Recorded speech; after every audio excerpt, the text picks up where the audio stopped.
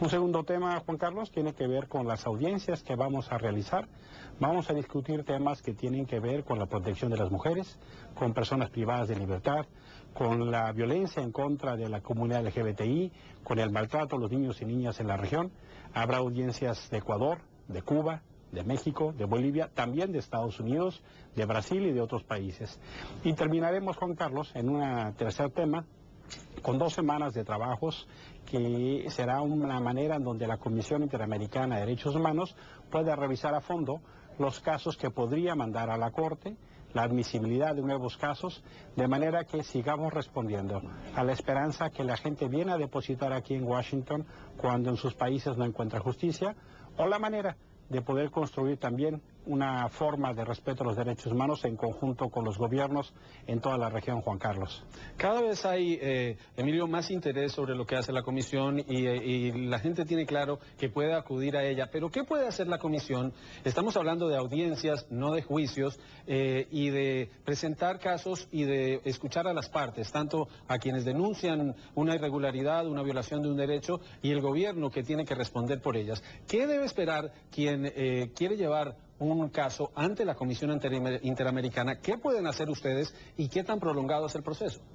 Mira, efectivamente, como tú dices, aumentan los números de gente que aquí viene. Nos sentimos muy honrados con esa confianza y con esa esperanza depositada, y muestra que el sistema interamericano está muy activo. El sistema interamericano, la Comisión y la Corte son una expresión de la Organización de los Estados Americanos, y tiene que ver justamente con este entendimiento de que los derechos humanos no tienen frontera, de que la protección de las personas necesita de una acción, en ocasiones, de la acción o de la dimensión internacional.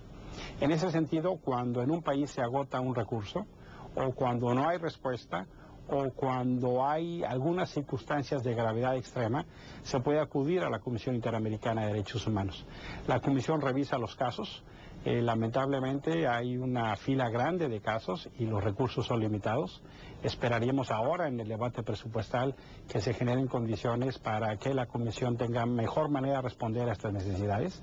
Y entonces se hace una revisión, si se determina que el caso se admite o no, y a partir de eso, en un proceso que toma un par de años, la Comisión entra al fondo del asunto.